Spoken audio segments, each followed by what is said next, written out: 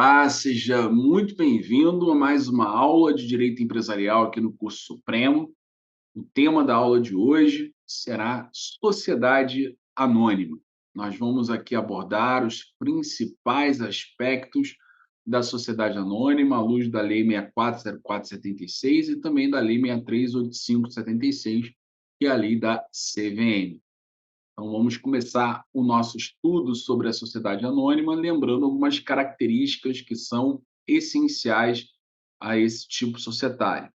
Começando, então, pelo próprio artigo 1º, que estabelece a responsabilidade do acionista. No caso de uma sociedade anônima, o acionista ele tem uma responsabilidade que é limitada ao preço de emissão de suas próprias ações. Isso significa dizer que na sociedade anônima, diferentemente do que ocorre na sociedade limitada, nós não vamos ter uma solidariedade pela integralização do capital social. A solidariedade pela integralização do capital social existe apenas nas sociedades limitadas.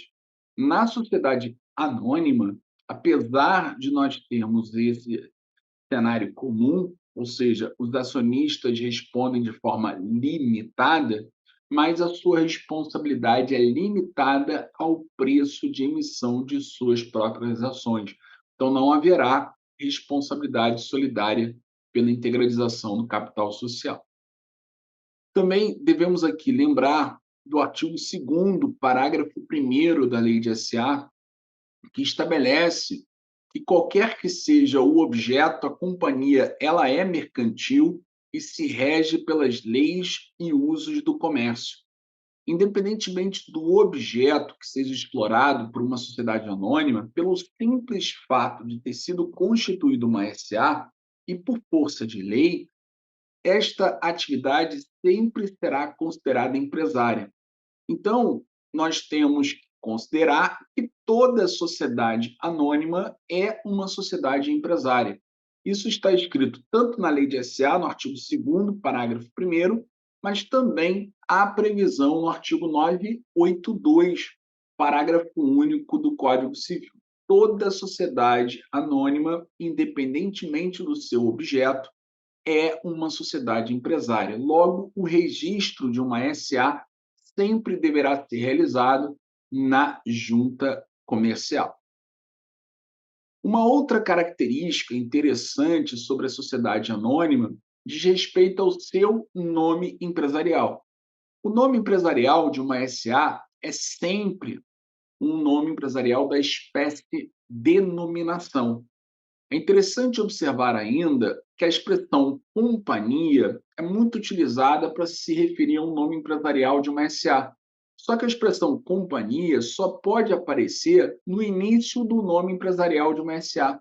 Então, quando eu tenho um nome empresarial de uma sociedade anônima, eu posso usar a expressão companhia? Sim, mas sempre no início do nome empresarial. E isso vai, inclusive, indicar que se trata de uma sociedade anônima. Agora, a expressão SA ou sociedade anônima por extenso pode aparecer no início, no meio, ao final do nome empresarial. Então, por exemplo, eu poderia ter Companhia Thunder de Alimentos. Esse nome empresarial indica que se trata de uma SA. Por quê? Porque o uso da expressão companhia no início do nome nos dá a referência de tratar de uma sociedade anônima. E eu posso também utilizar o nome de pessoas que tenham sido fundamentais para a fundação dessa companhia, que tenham alguma importância na sua criação, na sua fundação. Então, isso também é perfeitamente possível. E uma característica que é muito importante, talvez a mais relevante, inclusive para fins de concurso público, é o fato de que uma sociedade anônima ela pode ser classificada em sociedade anônima fechada e sociedade anônima aberta. Então, o artigo 4º diz que, para os efeitos desta lei, a companhia é aberta ou fechada conforme os valores mobiliários de sua emissão estejam ou não admitidos à negociação no mercado de valores mobiliários. Então, a gente deve ter atenção Porque uma sociedade anônima fechada, ela não tem os seus valores mobiliários negociados no mercado de capitais. Por sua vez, uma sociedade anônima aberta é aquela que possui, em primeiro lugar, o registro de companhia aberta, que é outorgado pela Comissão de Valores Mobiliários, a CVM. Então, antes de mais nada, para ser uma companhia aberta, é necessário ter um registro de companhia aberta. E esse registro ele é obtido na CVM, na Comissão de Valores Mobiliários. E veja que o fato de ter sido obtido esse registro já é suficiente para que aquela companhia seja considerada aberta. Então, uma companhia é aberta pelo simples fato de ter o registro de companhia aberta outorgado pela CVM. E, a partir daí, ela pode fazer a emissão de valores mobiliários no mercado de capitais. Então, a ideia é abrir o capital para que seja possível acessar o mercado de capitais e aí fazer ofertas de seus valores mobiliários, como ações, se for um caso de aumento de capital social com emissão de novas ações, por exemplo, oferta de debêntures, que é um outro valor mobiliário, e outros valores mobiliários que existem, como, por exemplo, os bônus de subscrição. Se a gente quiser observar o rol de valores mobiliários, nós vamos encontrar esse rol no artigo 2º da Lei 63.8576. Ali eu tenho exemplos de valores mobiliários. Bom, então vejam, uma SA ela é aberta porque ela tem um registro de companhia aberta outorgado pela CVM. E, a partir daí, ela pode fazer emissão de valores mobiliários no mercado de capitais. Então, a gente tem que ter atenção, porque é muito comum o aluno, ao responder o que seria uma sociedade anônima aberta, ter como resposta o seguinte cenário: bom, companhia aberta é aquela que tem suas ações negociadas em bolsa. Essa é uma resposta muito comum. Apesar de não estar errada, é uma resposta que é incompleta. E, inclusive, essa resposta pode nos impedir de responder adequadamente uma outra pergunta. Por exemplo, uma empresa pública pode ser uma companhia aberta? Eu não estou dizendo sociedade de economia mista, estou falando empresa pública mesmo. Empresa pública, aquela cujo capital é detido por um ente federativo ou por alguns entes federativos, pode ser uma companhia aberta? Bom, se a gente parar para pensar que todo o capital da empresa pública tem que estar em mãos de um ente federativo, não pode ter a participação do setor privado, nós deveríamos admitir que a empresa pública não poderia ser uma companhia aberta. E essa resposta está errada. E muitas vezes a gente responde de maneira equivocada porque a gente está com aquele conceito preso sobre SA aberta. A gente imagina que SA aberta é aquela que negocia ações na bolsa. Só que ações é apenas uma espécie do gênero valor mobiliário. Bolsa é apenas uma espécie do gênero mercado de capitais. Então, a gente precisa corrigir essa resposta, porque isso vai abrir a nossa mente e vai permitir que a gente responda corretamente aquela outra pergunta, se uma empresa pública pode ser uma companhia aberta. E a resposta é sim, ela pode ser uma companhia aberta. A empresa pública pode ser uma companhia aberta, até porque, para ser uma companhia aberta, basta ter o registro de companhia aberta outorgado pela CVM. Basta ter o registro de companhia aberta outorgado pela CVM. Isso é suficiente para ser uma companhia aberta. Mas é óbvio que quem postula o registro de companhia aberta tem a pretensão de emitir valores imobiliários no mercado de capitais. Esse é o sentido de você acessar o mercado de capitais. Você tem um financiamento que seria em melhores condições do que pedir dinheiro, por exemplo, num banco. Então, a capitalização através do mercado de capitais é mais atraente. Então, não faz muito sentido você ter todo o custo de abrir o capital, tendo o registro de companhia aberta otorgado pela CVM, se você não vai fazer o uso do mercado de capitais. Não faz sentido. Então, uma empresa pública, ela pode ser uma companhia aberta? Pode. Em primeiro lugar, você vai dizer, até porque para ser uma companhia aberta, basta ter o registro de companhia aberta otorgado pela CVM. Em segundo lugar, ela poderia fazer a emissão de outros valores imobiliários que não sejam conversíveis em ações, como, por exemplo, ela pode fazer uma emissão de debêntures não conversíveis em ações. E aí o capital continuará sendo detido pelo ente federativo que a criou. Não haverá participação do setor privado, porque a emissão de debêntures significa, na essência, como a gente vai ver mais à frente, um contrato de mútuo. A debêntures significa um contrato de empréstimo, de financiamento, de mútuo, em que você tem de um lado o debenturista, que é o credor, e de outro lado você tem a sociedade emissora, que é a devedora, que promete devolver o que foi emprestado pelo debenturista a longo prazo, daqui a 5 anos, por exemplo, que é muito comum. Então, a gente tem que abrir a nossa perspectiva para que a gente entenda o seguinte: uma companhia aberta é aquela, que tem o registro de companhia aberta outorgado pela CVM, e a partir daí poderá ofertar não apenas ações, poderá ofertar valores imobiliários no mercado de capitais. Então, troque ações por valores imobiliários, porque valor imobiliário é o gênero, enquanto que ações seria apenas uma espécie. Então, pode ofertar valores imobiliários no mercado de capitais. Lembrando que o mercado de capitais ele é classificado em mercado de capitais primário e mercado de capitais secundário. O mercado de capitais primário ele é explorado pelo chamado mercado de balcão, pelas instituições financeiras e corretoras de valores. Enquanto que o mercado de capitais secundário, que é o mercado de revenda de valores imobiliários, ele é explorado também pelo mercado de balcão, ou seja, pelas instituições financeiras, corretoras de valores, mas também pela bolsa de valores, que é o mercado de revenda.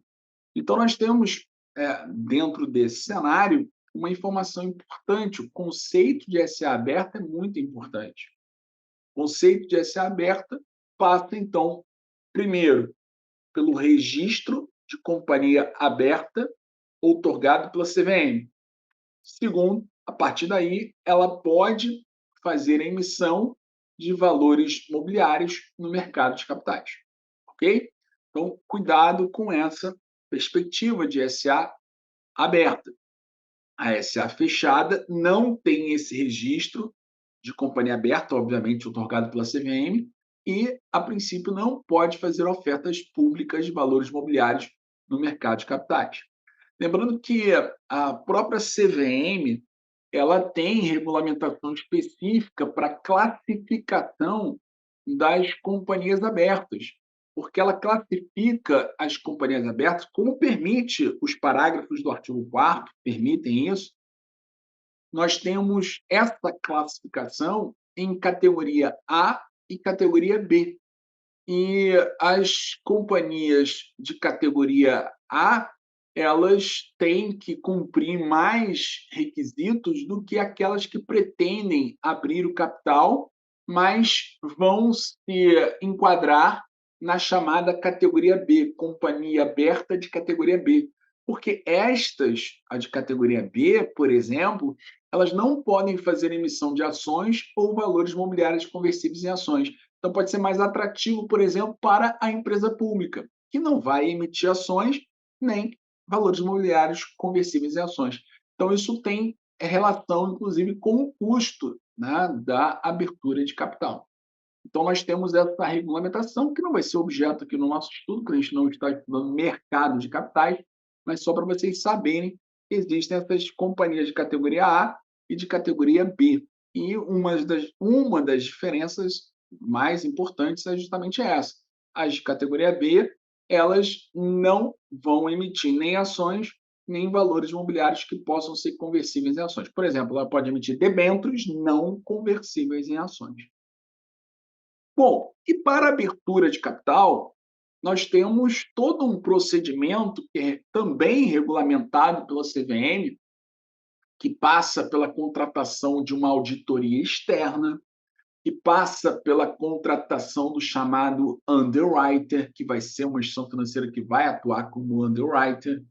Também tem que contratar um escritório de advocacia especializado, que vão assessorar para que você consiga, então, preencher os requisitos, os formulários, a apresentação dos documentos para se obter a licença na CVM para abertura de capital. E para isso, eles vão fazer um pedido de registro, eles vão ter que apresentar um prospecto, né, de que vai ter que demonstrar, inclusive, a viabilidade econômica do projeto, ou seja, de se tornar uma companhia aberta. Eles irão fazer um roadshow, que é a apresentação da companhia para determinados investidores qualificados, para que eles possam fazer, durante esse roadshow, um pedido de reserva de lote de ações, por exemplo, para o momento em que for feita a publicação pública, a colocação dos títulos no mercado, eles já façam essa opção de conversão desses pedidos de reserva. E então vamos chegar até um anúncio de encerramento. Lembrando que para realizar esse pedido para abertura de capital, é necessário contratar o underwriter. E aí surge o chamado contrato de underwriting. Esse contrato de underwriting, ele tem por objeto, por parte da instituição financeira que será contratada, o objetivo de atestar e verificar a viabilidade dessa oferta, ou seja, que ela quer se tornar uma companhia aberta com emissão de novas ações. Então, o underwriting vai atuar para atestar a viabilidade dessa oferta. Vai realizar um due diligence, que é um procedimento de investigação das informações que serão repassadas pela companhia, que pretende ser uma companhia aberta, para o underwriter. Ele tem esse dever de analisar essas informações, porque ela vai atestar e vai demonstrar na CVM, no pedido de abertura de capital, que existe viabilidade dessa oferta. Ela vai ajudar na elaboração desse prospecto, vai auxiliar no registro, nos formulários, documentos que devem ser apresentados para o requerimento de abertura do capital junto à CVM, também no processo de formação do preço desse valor mobiliário, dessa ação, por exemplo. Então, existe todo um procedimento para que se identifique o preço dessa ação, para que, obviamente, não seja nem um preço muito baixo, nem um preço muito alto, que possa inviabilizar a adesão de interessados. Então, ele auxilia a companhia nesse processo de formação do preço. Também vai auxiliar a companhia nesse chamado roadshow de apresentação, então, da companhia para esses investidores qualificados e na concepção do plano de distribuição. Lembrando que no contrato de underwriting, a gente pode ter uma cláusula, eles chamam de 3 espécies, né, de garantias, mas a gente pode ter uma garantia firme. Na garantia firme, a instituição financeira vai assumir a responsabilidade de adquirir os títulos para posterior oferecimento ao mercado. Então, quando for garantia firme, o underwriter ele adquire os valores imobiliários que serão ofertados. Então, já é um sucesso, a operação já está garantida para a empresa que abre o seu capital, porque quem vai revender esses papéis é a instituição financeira para o mercado. Então, para a companhia, é como se todos esses valores imobiliários já tivessem sido adquiridos por interessados, mas, na verdade, quem adquire é o underwriter e depois ele revende no mercado para o mercado. Então, para a companhia, já é um sucesso essa abertura de capital. Mas pode ser também um contrato de underwriter com a cláusula de melhor esforço por parte da instituição financeira. Então, a instituição financeira não se obriga a adquiri-los em caso de insucesso na operação. Ele não adquire nem no início, antes da oferta ao mercado, nem depois para a aquisição das sobras, aquilo que não tiver sido absorvido pelo mercado. Então, o underwriting, então, ele se obriga na verdade, a ter o melhor esforço para a colocação no mercado desses valores imobiliários, sem nenhuma garantia dela adquirir antes nem depois as sobras que não tiverem sido absorvidas pelo mercado. E a garantia residual, a instituição financeira realiza o seu melhor esforço para a colocação dos títulos no mercado, mas se obriga a adquirir as sobras que não foram absorvidas pelo mercado. Então, nós temos esse cenário que vem sendo cobrado em provas, então fiquem atentos com essa questão, né, do contrato de underwriting, que nada mais é o underwriter, uma instituição financeira que será necessariamente contratada para a abertura de capital e para a oferta pública desses valores imobiliários. Bom, o caminho para a abertura de capital nós já conhecemos. Tem que ter um registro junto à CVM. Mas e depois que você é uma companhia aberta e pretende cancelar o registro de companhia aberta para voltar a ser uma SA fechada? Isso é possível? É perfeitamente possível. A lei de SA regulamenta a questão do fechamento de capital no seu artigo 4º, parágrafo 4º, dizendo que o registro de companhia aberta para negociação de ações no mercado somente poderá ser cancelado se a companhia emissora ou controlador ou a sociedade que a controle, direta ou indiretamente, formular oferta pública para adquirir a totalidade das ações em circulação no mercado por preço justo. Então vejam que se a companhia que é aberta pretende cancelar o registro de companhia aberta, existe um procedimento que se chama fechamento de capital. E para o fechamento de capital, a lei de SA exige que o controlador ou a sociedade emissora das ações faça uma oferta pública por preço justo para aquisição da totalidade das ações que estão em circulação no mercado. Então, vejam, como é que se chega a esse preço justo? A companhia tem que contratar uma instituição financeira que vai apresentar um laudo de avaliação e, a partir daí, se chegará a um preço que é considerado justo. A companhia, então, publica um edital para os titulares de ações que estão em circulação no mercado, com o propósito de fazer essa proposta para aquisição dessas ações, pagando esse preço que foi identificado no laudo por cada ação. Em tese, esse seria o preço justo. Vejam que a ideia é que a proposta seja para aquisição da totalidade das ações que estejam em circulação no mercado.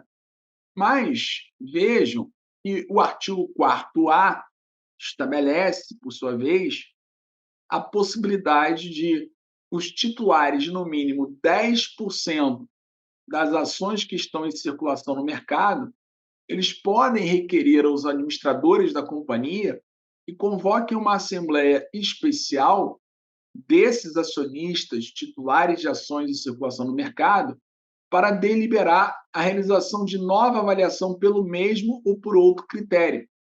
Então, é claro que a companhia contratou uma instituição financeira, ela elaborou um laudo de avaliação da ação que serviu como fundamento para a proposta ser considerada justa. Só que os titulares de ações em circulação no mercado, que são os destinatários dessa oferta, podem entender que esse preço não é justo, estão em dúvida. Então, eles podem, se eles reunirem 10% das ações que estão em circulação no mercado, eles podem pedir aos administradores da companhia que convoquem uma assembleia especial para que eles decidam se deve ser contratada ou não uma outra instituição financeira para fazer a comprovação de que o preço é ou não justo. Vejam que o artigo 4º, parágrafo 4º-A, parágrafo 2º, estabelece que consideram-se ações em circulação no mercado, o conceito é negativo, todas as ações do capital da companhia aberta, menos as de propriedade do acionista controlador, dos administradores e aquelas que estejam em tesouraria. Então, os titulares que são destinatários dessa oferta são os titulares de ações em circulação no mercado. Essas ações em circulação no mercado são aquelas que estão em poder de todos os acionistas, menos os administradores, são os diretores e conselheiros de administração, as que estejam em poder do controlador e as que estejam em poder da própria companhia em tesouraria. Então, tirando esse cenário, o universo de ações de circulação no mercado é composto, portanto, por todos os acionistas, menos as que estejam em poder do controlador, dos administradores em tesouraria, ou seja, em poder da companhia.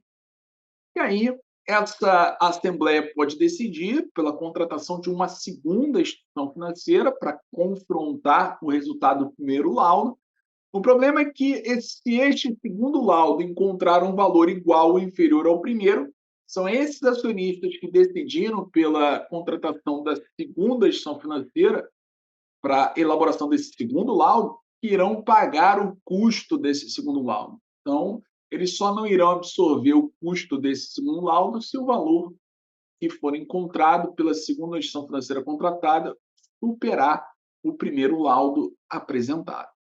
Então, nós temos, portanto, esse cenário e devemos lembrar ainda que o fechamento de capital ele também tem a regra do artigo 4º, parágrafo 5º, que estabelece que, terminado o prazo dessa oferta pública por preço justo, se remanescerem em circulação menos de 5% total das ações emitidas pela companhia, a Assembleia Geral poderá deliberar o resgate dessas ações pelo valor da oferta de que trata o parágrafo 4º, desde que deposite em estabelecimento bancário autorizado pela CVM à disposição dos seus titulares o valor de resgate, não se aplicando, nesse caso, o parágrafo 6º do 44. Então, esse artigo 4º, parágrafo 5º, ele é importante porque, na verdade, alguns autores até falam que é uma hipótese de desapropriação privada das ações. Porque a companhia decidiu fechar o capital, ela formulou uma oferta pública por preço justo para aquisição da totalidade das ações em circulação no mercado. Mas pode ser que esses titulares de ações em circulação no mercado, nem todos eles aceitem a oferta. Eles não são obrigados a aceitar. Mas a lei traz essa regra dizendo que se menos de 5% total das ações emitidas não aceitar a oferta, a companhia pode fechar o capital, mesmo contra a vontade deles, e aí basta convocar uma assembleia para deliberar o resgate dessas ações. O resgate das ações é a retirada compulsória de circulação dessas ações deliberada pela companhia. E aí os valores que seriam destinados a esses acionistas serão depositados nessa conta autorizada pela CVM para que eles possam depois retirar esses valores. Então, esse é o cenário que envolve o fechamento de capital. Qualquer cenário que não respeite essa regra é chamado de fechamento em branco. Fechamento em branco era uma prática muito nociva ao mercado de capitais, mas que, infelizmente, no direito brasileiro, a gente acabou experimentando durante muito tempo. Então, até 2001, nós tínhamos ali normas que não eram tão seguras para esclarecimento sobre as regras de fechamento de capital. Então, nós tivemos algumas práticas nocivas ao mercado que eram, inclusive, consideradas que não aderentes às ideias de governança corporativa, que eram as práticas de fechamento em branco, porque o controlador, muitas vezes, ele ia aumentando o número de ações que ele tinha até chegar a um valor praticamente de controle total da companhia, 99%, 98%, E aí os restantes, os minoritários, 1, 2%, eles não tinham força para impedir o fechamento de capital e eles não recebiam o preço justo. Então, o fechamento em branco, uma prática nociva, que não corresponde às ideias e princípios de governança corporativa e que a lei de SA pretende repelir com essas regras que nós vimos, porque para fechar o capital existe um procedimento. É necessário que nós tenhamos uma, uma oferta pública por preço justo. Vamos lembrar, então, aqui só para a gente fechar, algumas ideias que são importantes. A primeira ideia é: quem é o agente que é responsável por regular o mercado de capitais? A Comissão de Valores Mobiliários, a CVM, cuja lei estabelece sua competência, seus princípios, suas regras, que é a Lei 6385 de 76. E a B3 é a nossa grande bolsa de valores. Ela tem uma projeção internacional importante, ela é uma das 10 maiores no mundo. Essa B3, ela hoje é assim chamada, mas há 20 anos atrás, praticamente 20 anos atrás, nós tínhamos um cenário diferente. Nós tínhamos, de um lado, a Bovespa, de outro lado, nós tínhamos a BMF e a CETIP, todas separadas. Então, a Bovespa para os valores mobiliários tradicionais, a BMF, por exemplo, para outros valores mobiliários, como commodities, né, opções, seja, diferentes, né, não tão conhecidos por aqueles que não operam no mercado.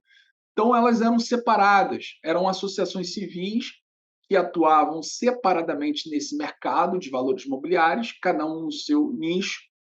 Elas aproveitaram um momento oportuno do mercado de capitais brasileiro, de bonança, e abriram o capital em 2007. Ou seja, de associação civil de corretoras de valores, houve uma desmutualização para que elas se transformassem em sociedades anônimas fechadas em primeiro lugar e depois abrissem o capital em 2007. Então, cada uma delas abriu o seu capital, então passaram a condição de SAs abertas, inicialmente operavam separadamente, até que em 2008 resolveram fazer uma fusão, virou a BMF Bovespa, e finalmente uma outra operação foi feita para a incorporação da CETIP, e nós temos hoje a chamada B3, que é a Bolsa de Valores no Brasil. Então, a Bolsa de Valores atua no mercado de autorregulação. Ela não é o xerife do mercado de capitais. Isso compete à agência reguladora, que é a CVM. Perfeito?